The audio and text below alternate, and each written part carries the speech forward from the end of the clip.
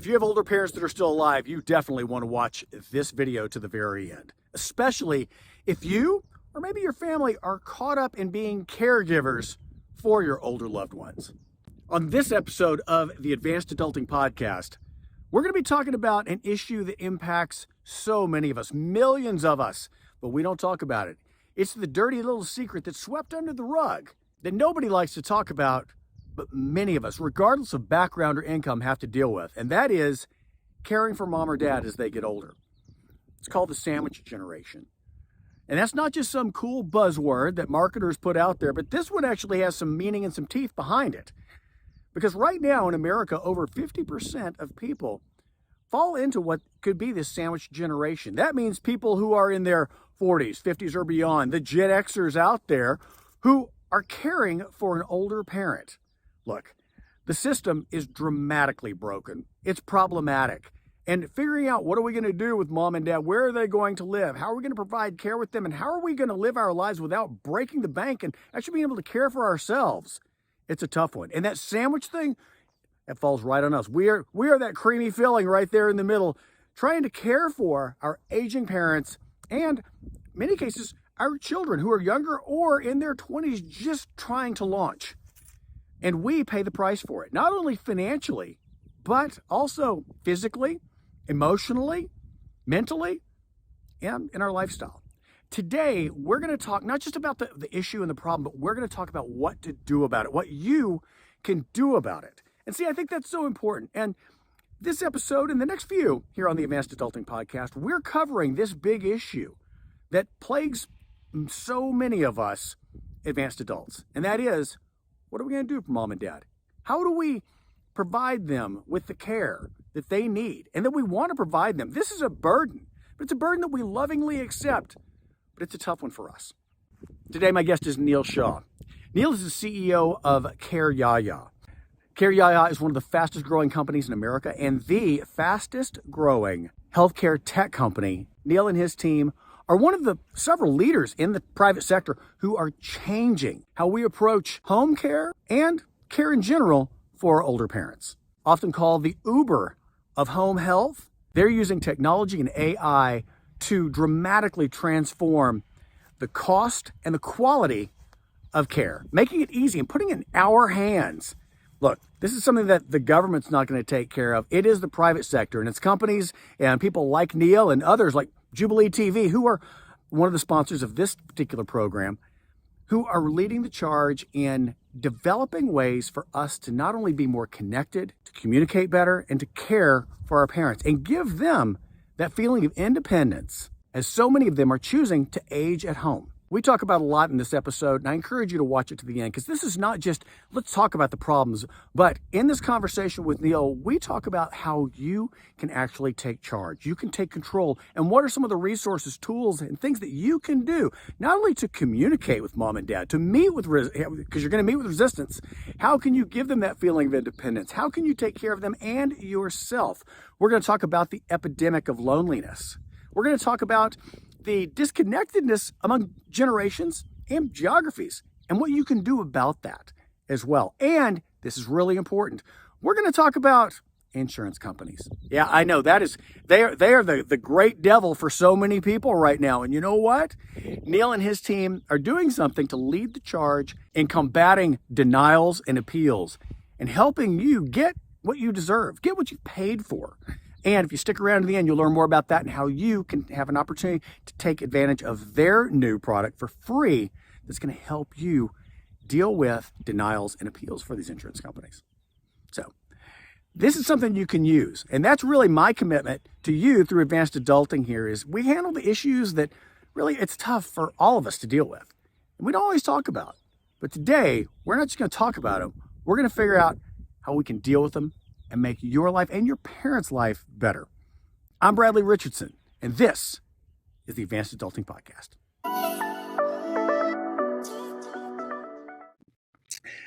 Neal Shah, welcome to Advanced Adulting. Thanks for having me. Absolutely. I'm excited to talk to you, and I know that a lot of people here, a lot of our advanced adults are, because you focus on something that almost every single one of us is going to experience at some point in our lives, whether it's through our parents, whether it's through a loved one. and that's this idea of caregiving. Uh, One of the things that when I think people hear the word caregiving, we think of it as a nurse, someone in the healthcare industry, something as a profession. But really, the stats are incredible right now in terms of people in Gen X and midlife and beyond. We're called the sandwich generation, and that's because we get having to care for our kids who are just launching, but also our older parents as well, and caring for them. I agree. I mean, I think everyone's going to be a caregiver. Everyone's going to need a caregiver. I think if you were ever a baby, somebody took care of you. And if you Right. ever grow old enough where you start losing some of your functional limitations, somebody's going to take care of you. And then in between, you're going to be taking care of other people. Whether it's kids or parents. So you're right. I think it's like caregiving is as old as people have been around, and I think it's now becoming a societal like almost crisis, if you will, because the difference, unlike long history, is that now everyone's working. And everyone's working for extended periods of time, combined with everyone's living far away from each other. So I think it really creates like a change in the social structure. Like one thing we presented at a big conference recently was how many people only as recently as 2 to 3 generations ago lived within 15 to 30 minutes of their parents. It was like shockingly high number. Today, shockingly low number. Population is dispersed all over the country. So I think that, combined with how many people are like both, in the couple are working, I think creates a shift in how society needs to care. Well, it's interesting. It's not just the caregiving aspect, but you're right. It is truly a sociological thing because it's you live so far away. I mean, how actively involved were so many grandparents in raising a lot of us? Yeah. And now you're right; they're dispersed all over the place, and when they're needing that care, it's hard to find, or the burden. And let's talk about that about what the realities of that burden now are for caring for someone who needs it. Yeah, I think so. One, I think interesting statistic I think on the burden of care is people physically are living longer because of a lot of advancements in science and medicine, right? So like average life expectancy is now pushing into the high 70s.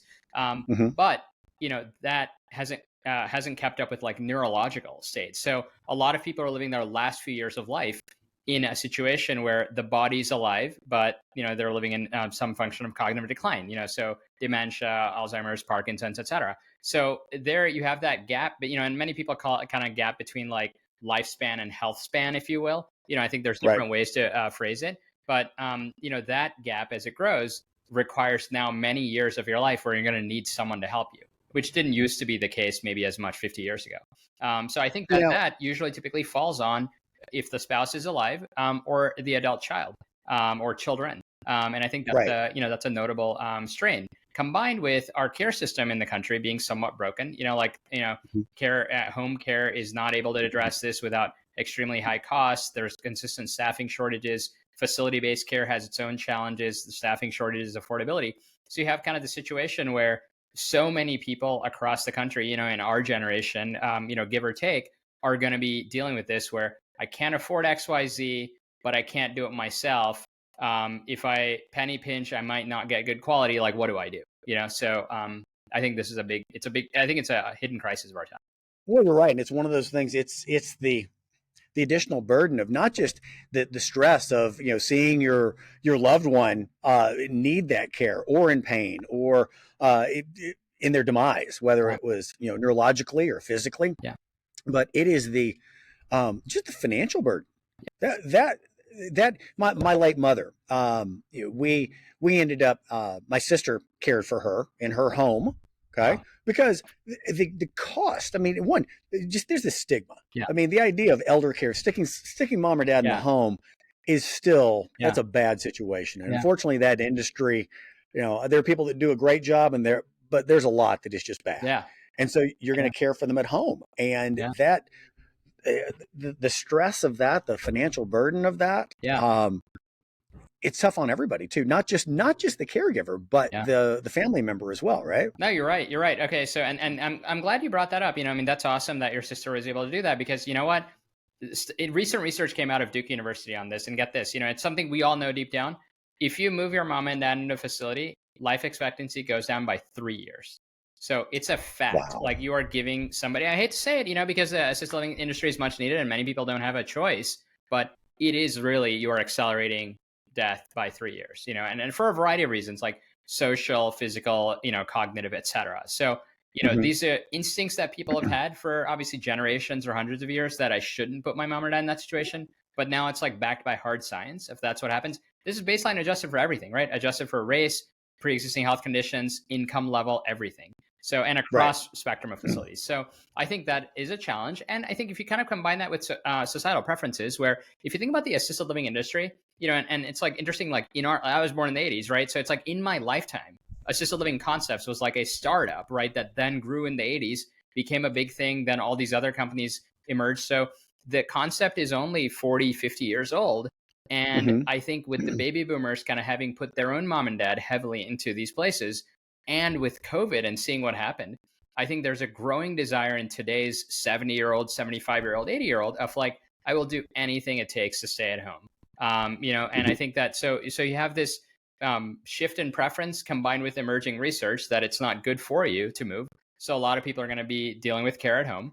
And then I think to your point, it's like beyond the financial impact, the mental health and physical health stress on the family caregiver, I think, is notable. When you take care of somebody at home, there's another interesting statistic that came out that within 1 year of taking care of somebody at home, you as a caregiver have 25% chance, or sorry, 33% chance of having a mental health problem just Wow. from becoming a caregiver, 25% chance of having a physical health problem.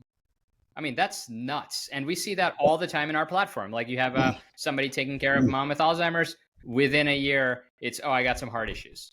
It's like Sure. crazy. I mean, people, it's a, common joke, a sad, dark joke, in the industry that sometimes the caregiver might die before the person they're caring for, but it's just the strain of caregiving is intense on the family caregiver. Well, you're Beyond just right. finances, It's not, it's that in addition to the, these are oftentimes your prime working years, your Mhm. income earning years. Mhm. So your career is going to suffer. Yeah. I'm not even talking about if you're on an upward trajectory. You're just saying, hey, the amount of time, Yeah. or when mom's calling you 5 times a day, or hey, I don't know how to work the TV, or Mhm. whatever it Yeah. is, that takes a toll, because you can't be where you are. You can't be Yeah. present at work. You can't be present at your own life or in your own relationships. Yeah. And that's a tough one.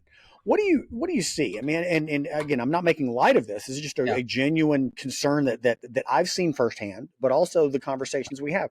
I know that my partner Shannon, her her mother passed a couple of years ago, and I know that she lived up the street. Okay, we were Mhm. fortunate Wow. in that. Now we Wow. had people go in and care, but it was also that every day she's calling, 5 times a day, Yeah. and you love them, you want to Yeah. be there with them, but you're just like, God, mom's being a pain in the ass. I don't want to have to pick up this call. Yeah. I've had to tell you this 5 times. Yeah. I mean, what do you see, or what do you suggest for that stress for Yeah. caregivers? I mean, Because yeah. No, great question. I think that there are emerging like innovations and resources, kind of available to people, so that caregivers can kind of get a break.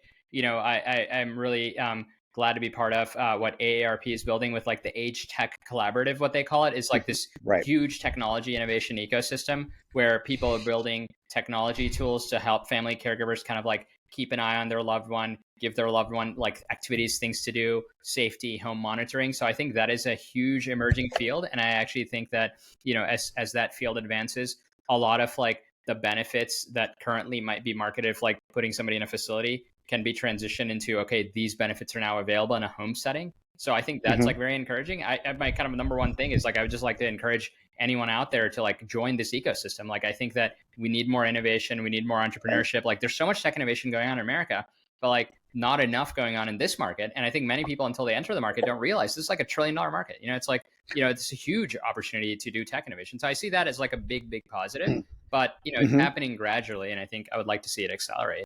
Well, I'm glad you mentioned. I know I'm familiar with the folks in the Age Tech, Yeah. Okay. Age Tech Atlanta, and Yeah. and those guys. Yeah. There are so many people like you with CareYaya, with Jubilee TV, who sponsors this, with really providing mechanisms and resources for people to take care of their loved ones at home. And I think Yeah. one of the phrases I like in a lot of things is, you don't know what you don't know. Yeah. And this particular idea of caregiving, whether it is for your older parents, whether it's for a spouse or someone else, you may know it's coming. I think Yeah. that's a big one for your dealing with your parents. Yeah. We all know it's coming. We know mom and dad are getting older. We know that they're gonna have to move out sometime, but you don't want to think about it. You don't like talking about it. If I kick the can down the road, it's not real Yeah. until mom falls in the shower, Yeah. until something Yeah. happens. Yeah. And it's that oh crap moment Yep. when I have to do something and I don't know what resources are out there available, be it Yep. technology, be it AI, be it a company like yours. What do you, is there some sort of, and I love the work you're doing, but is there any clearinghouse or where would you recommend if someone has that, oh my God moment, or they want to get ahead of the curve to look at Man, this? that's $1 million question. We all talk about that in the industry, and like I love the guys at Jubilee TV. I'm good friends with them, and I think Right. they've built a great consumer awareness through their platform. We've kind of built consumer awareness, but it's all kind of like these different points of innovation that people need. The only comprehensive resource that I've kind of seen is AARP. I think they're trying their best to create this entire directory of like innovations of that they're kind of backing, bringing them into their wing. We and Jubilee TV and others were out at Consumer Electronics Show this year. So kind of demoing at the AARP booth. And I think that's been kind of a cool resource list. Otherwise, I think most people kind of get their resources usually from their doctors, primary care, geriatric, et cetera. When they're taking somebody in for a visit, they're asking. And I think that the healthcare system needs to better integrate into kind of aging and caregiving. Right now, caregiving is like this thing that's outside of healthcare. If you go to kind of like whatever, Mass General Hospital in Boston and where you're taking care of your mom or dad, they do everything healthcare, but they view home-based care as like something slightly different, and that's on you, and I think that that's been like that for the last 2 or 3 decades. But I remain optimistic that it's about to change because you just saw the first step where Medicare rolled out this program called the GUIDE program for people with dementia, which changed some of the incentives from the clinical care system to start focusing on support for the family caregivers. And it's the first time where now big hospitals like Mass General and others, if you go in and you say mom or dad or spouse has dementia, they're going to now start helping you as the care partner. They're going to say, here's resources where you can get, care help. Here's care navigation, virtual guides to kind of help you, people to talk to on the phone. Here's respite care where we'll pay up to $2,500 to just get a caregiver to your house so you can get a break. It's the first time I've ever seen kind of like the healthcare system step up. And I think there's kind of emerging efforts like that because I think people realize like with the aging population, like you need to give resources to family caregivers because 95+% of the care work is going to be happening outside the hospital. Yeah. Well, I know that you've done a lot of work in this and other people as well. It's not just, look, this is an epidemic. It's a crisis and it's something that it would be wonderful if the government would be able to take care of that. Yeah. But like a lot of things, it's driven through the private sector. Yeah. And I think that's, it's folks like you and others and health systems, certain health systems. Yeah. But I think that's the one thing that I know from personal experience is, look, you have to, there are a lot of options. And you need to find the right one for you and your family member and what works in your life right there. Yeah, no, I agree. And I think that you're right about the private sector. It's like the government tries, but like there just simply is not enough money. I hate to say it, right? I mean, we wish everything was free. But, if you look at the math on how much home care costs for people and how many people, baby boomers are one of the largest population cohorts in the country. And they're just starting to hit their late 70s, kind of like the earlier ones that were born right after World War II are just turning, I think, 78, 79 this year. So you have this like huge wave of people that's going to age into that demographic. And the reason I mentioned late 70s is that's really when functional limitations, things like dementia, Alzheimer's skyrocket, right? If you're lucky to live that long, 25% chance you're going to get it. If you live into your 80s, 33% chance you're going to get it. So like you're going to have this huge wave of population enter that age, going to need a ton of care. And at the same time, you're met with cost of home care. Let's say annual cost of home care in the country, $60,000 a year right now per person. I mean, good luck, right? The annual cost of facility-based care, you're probably pushing 90 to 100,000 plus. So like, and forget dementia care. I know that, I've had a family member in that. That's incredible. It's incredible. It's unaffordable. So you're going to need private sector innovation to step up, and I think that's kind of the cool opportunity. The market signal is there, like the market signal from private sector, from tech entrepreneurs, broader entrepreneurs is like that there's a huge unmet need. The demographic is in your favor. So it's a huge tailwind. Government is getting ahead of the problem where they realize like, hey, this is happening and let's create incentives. Organizations like AARP and other advocacy organizations are getting ahead of it. So I think that's like a huge signal. And I think that's been like helpful for us because it's accelerated our innovation. So, I'm pretty excited about that. We talk about healthcare and the physical needs and, the neurological needs and of a lot of folks. But one of the things that I know you've talked and written about, I know is important and talk a lot about this as well, is this idea of the loneliness epidemic. And Yeah. it's not just for, Yeah. older folks, Yeah. but for people in midlife as well. I mean, I do a lot in the men's mental health area, Yeah. of suicide and depression. Yeah. And that is just extrapolated out, with the burden of caregivers and on people who are older. And Yes. that idea of a connection. Yeah. Let's talk a little bit about that, about the importance of a connection and staying connected with folks, and how we can do Yeah, something about yeah, that. sure. So, I mean, I think that, and thanks for bringing that up. I didn't even kind of give an introduction of myself, but I think that's a good point. So what we run, we initially kind of socialized as a caregiving platform, but it's actually the biggest use case is the social connection and companionship. So, Hmm. for starters, we run a online platform, which is many call the Uber of caregiving, where we connect over 28,000 college students across America, most who are going to the healthcare field, to be companions for older adults in their community, most of whom are living with Alzheimer's and dementia. And started it because a lot of families needed caregiving break, needed support, and I'd observed through my own care journey that students make exceptional caregivers. Many of them are doing this for experience before medical school, physician Hmm. assistant school, nursing programs, et cetera. And so we've scaled that all over the country. We're in California, Texas, Florida, New York, et cetera. And we realized the number one reason people are using it, of course, the family caregiver wants a break, but it's really for that social connection and companionship for the older adult. And the number two benefit we're seeing is it's actually benefiting the students too. If you think about America as a barbell, the two Hmm. biggest populations that are having loneliness and social connection issues are older people. And I think that Hmm. really exacerbated during COVID because of just the health risk of going out and interacting with people. So people got more and more isolated and lonely. And then younger people, for different reason, because they really crave connection. And a lot of stuff went over virtual or Zoom, and people in college and all that didn't get as much chance to socialize. So Sure. these two, by bringing these two demographics together, we're really seeing kind of huge mental health and even physical health benefits from that social connection. But yeah, I think it's really been lacking in society over the last few years. And I think to your point on the downstream health implications, there was a research paper that came out about a year ago saying if you self-report as lonely and you're above 65, it's worse than smoking 15 cigarettes a day in terms of likelihood of premature death. It triples your chance of getting dementia. Shocking, Hmm. shocking stat, right? And Wow. 37% of people report that. So, I mean, you have like this epidemic of loneliness. And I think that in other countries like the UK, they now give you social prescriptions. They've recognized it's a health issue. So I think the US is like a little bit behind on that, but I think it's Right. going to start shifting where like, I wouldn't be surprised if 5 years from now, your doctor gives you a prescription that I prescribe. You do social stuff if you're physically Hmm. able, or we will get you a social companion to kind of hang out with you because we know it's Right. impacting your health.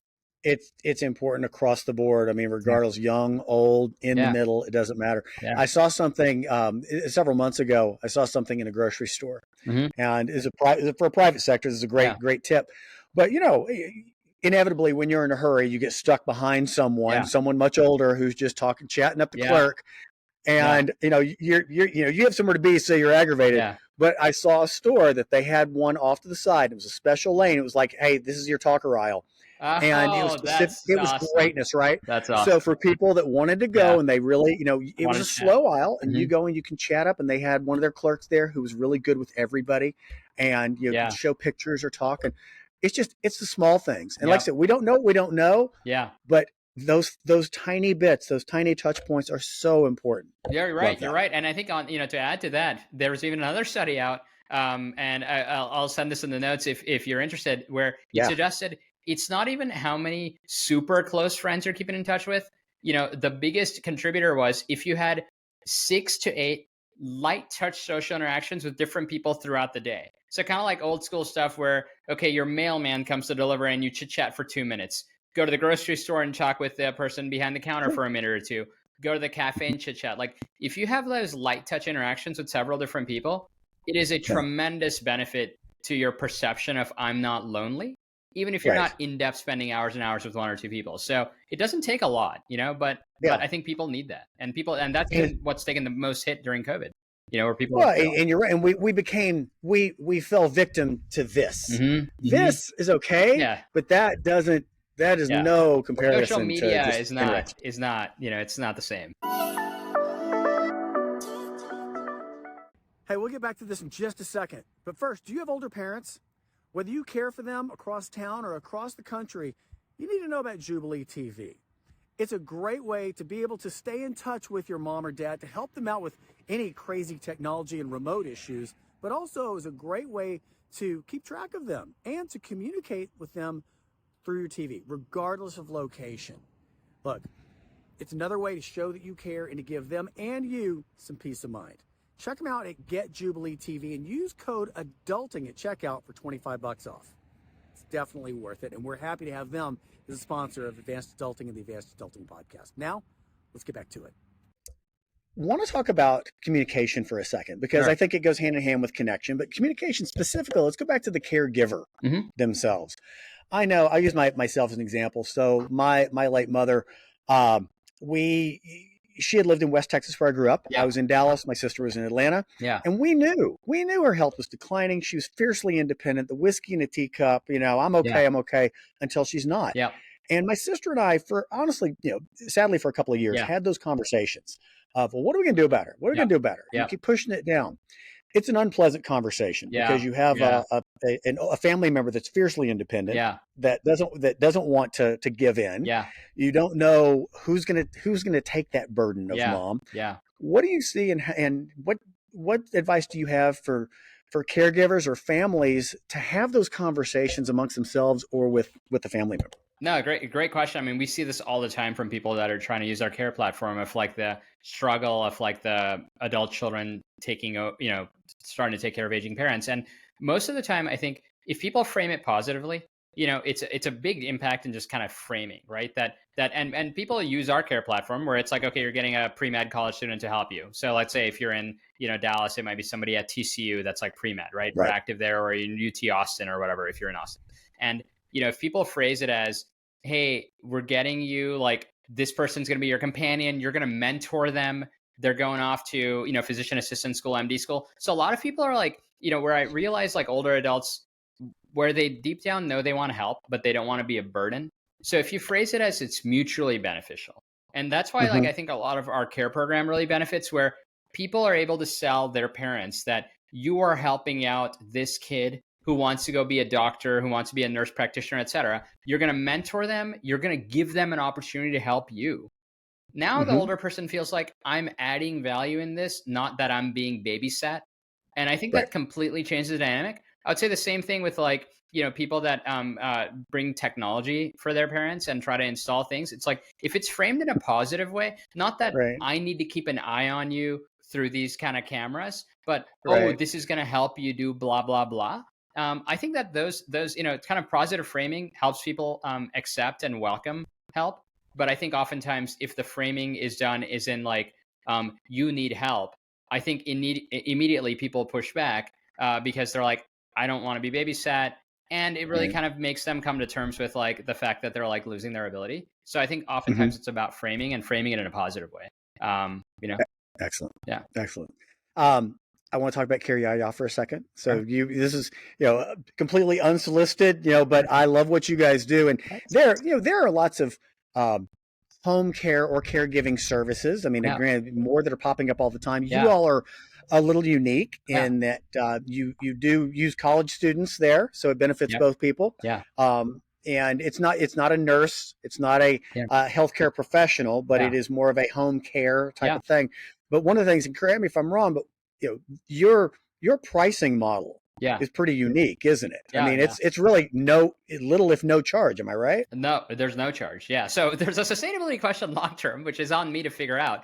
But currently the thing is completely free in terms of you book using our technology and you pay the student directly. And I kind of did that after, I started CareYaya after my own experiences as a caregiver, both for my grandfather through dementia and, the whole phase of end of life care. And then for my wife, 3 years of cancer. And in both situations, I could have like really used care help, and every interaction with the care industry, I just felt like, and maybe those were just those instances, but I didn't feel like the quality of the care was that good. So you end up feeling guilty and doing a lot of the care yourself. So I kind of wanted to build something that was like not only high quality, but really affordable and really convenient to use. So we've been rolling with kind of this free thing where it's like, use the booking technology like Uber, schedule great people to help you, weed all the costs on the back end of all the college students that are background checked, verified enrollment at the universities. We only partner with select universities around the country. Then they're interviewed. They're rated and reviewed, not just initially, but every session thereof.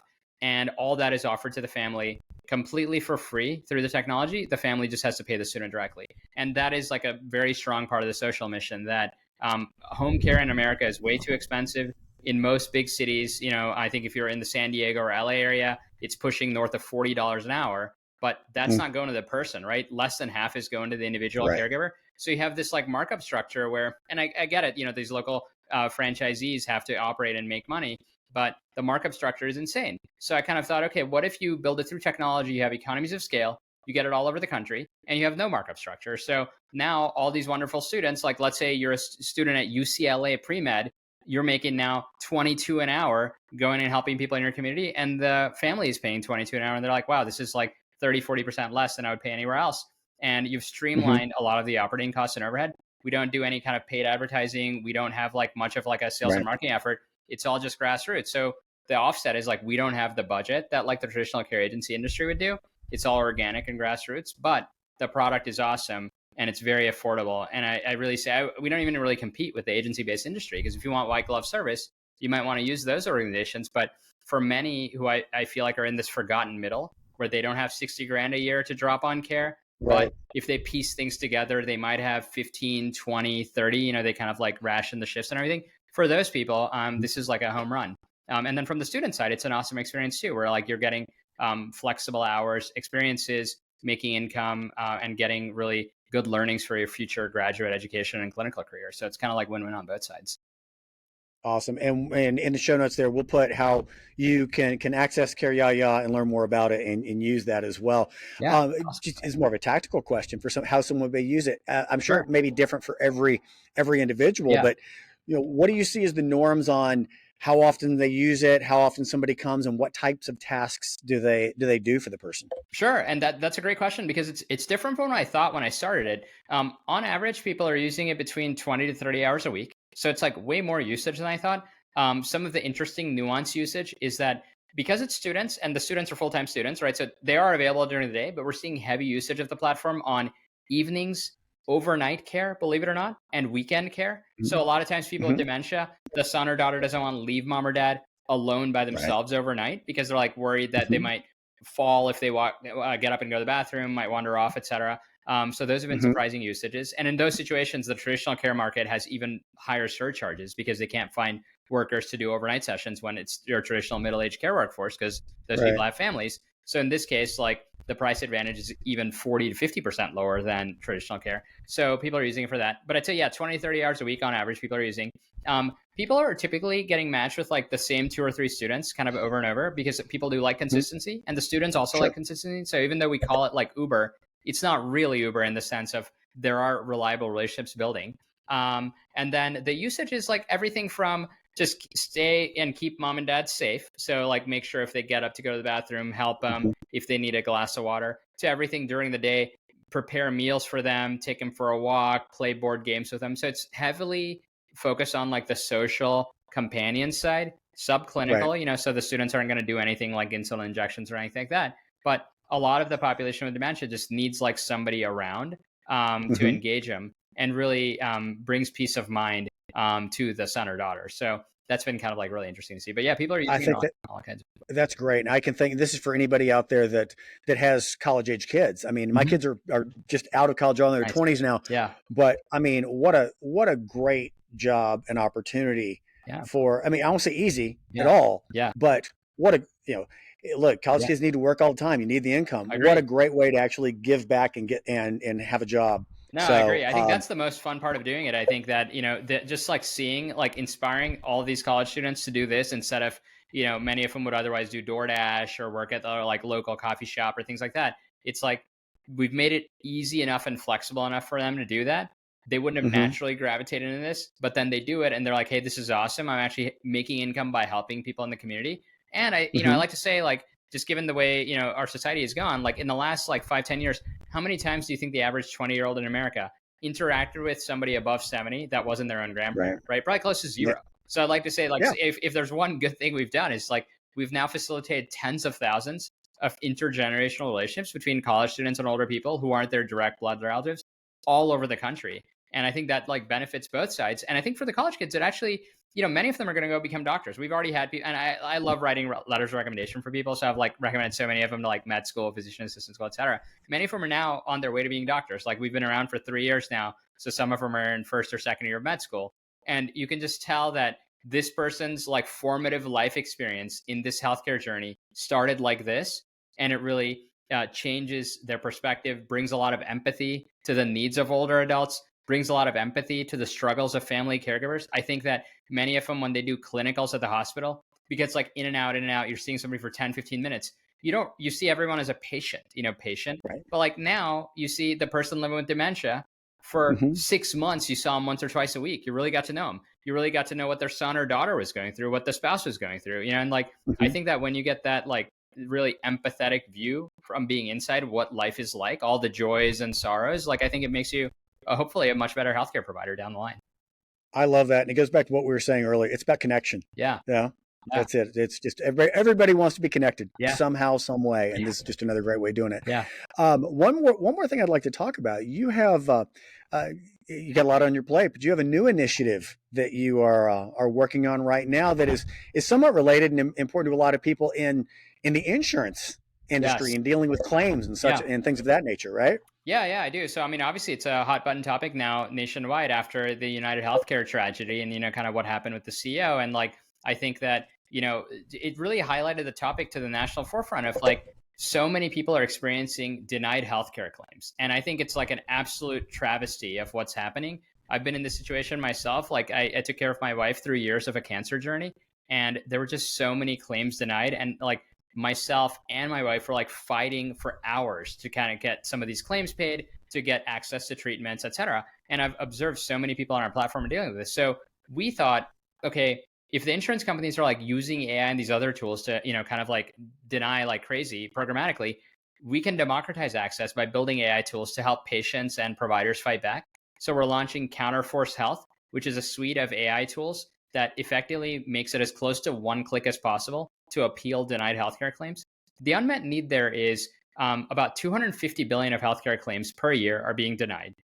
So something like 49 million of them. Of those, 0.2% of them are appealed. Like shocking statistic, right? If you bother to appeal, you have a 45 to 50% chance of winning the appeal.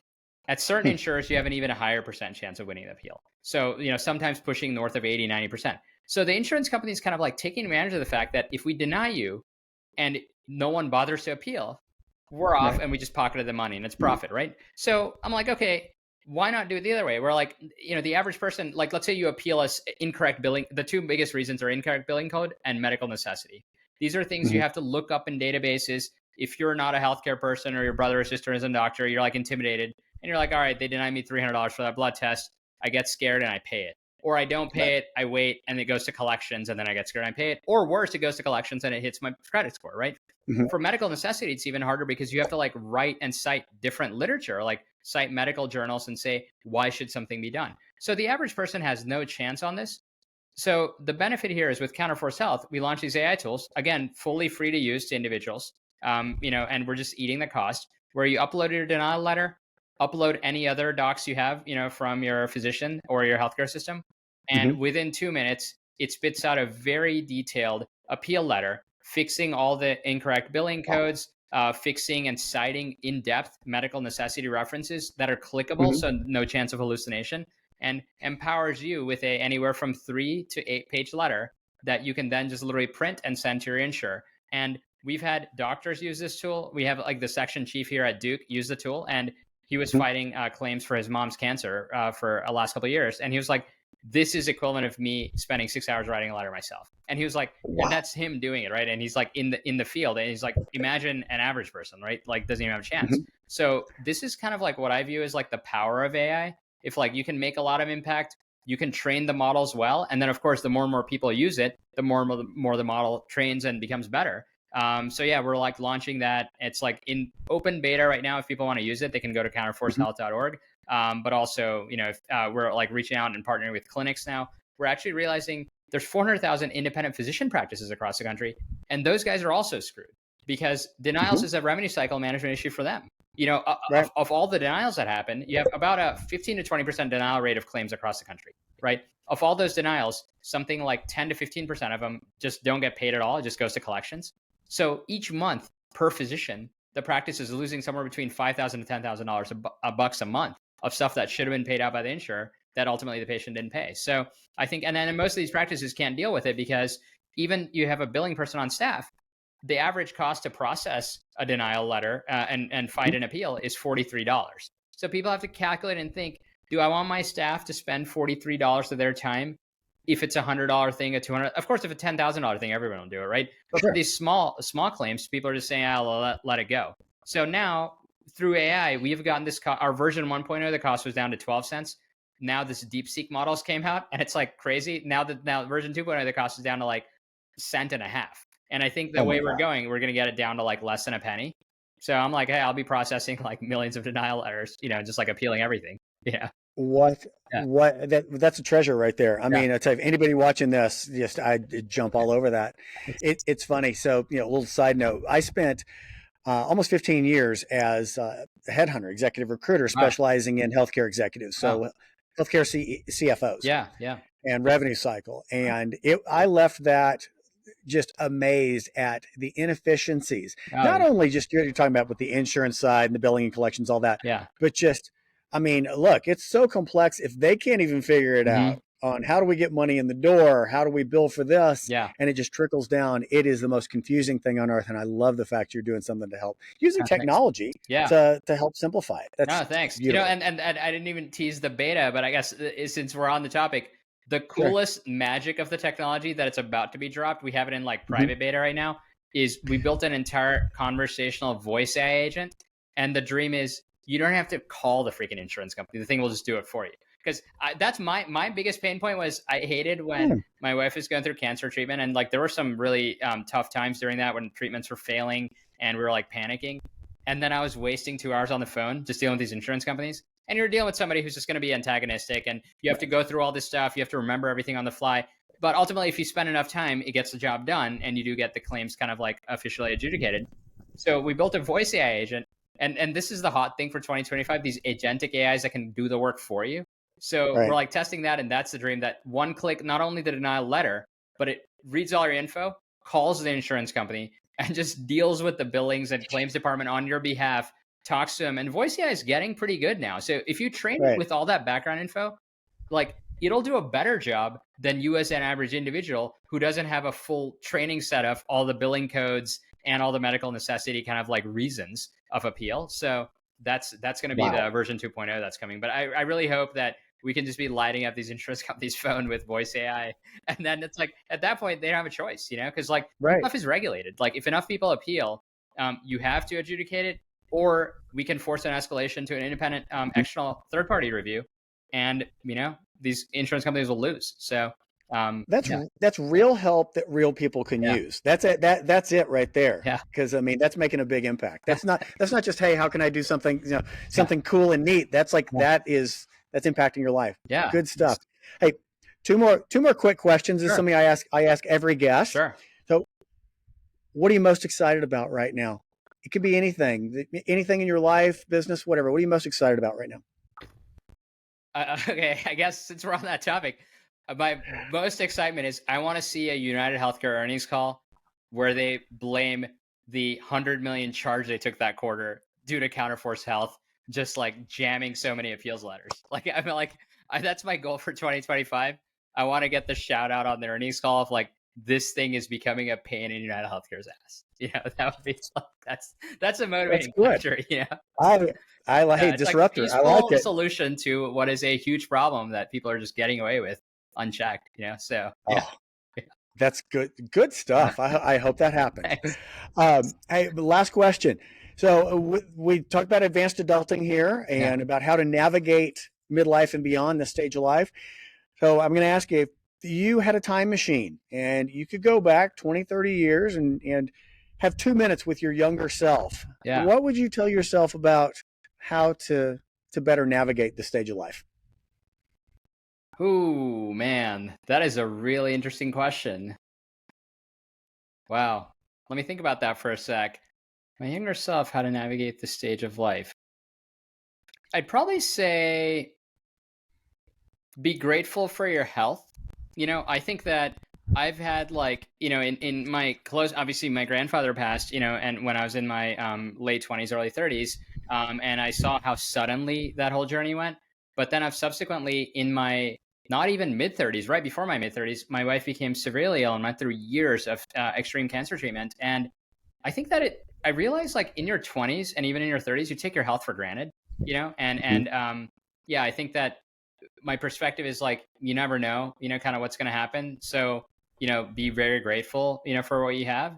I think that's something that I've like learned through my career experiences. Like sometimes people get stressed out now when like things happen. Like I've had a couple other family members go through health issues, and I think I kind of like view it as more gratitude for the good times that you had rather than fear and panic over what may happen.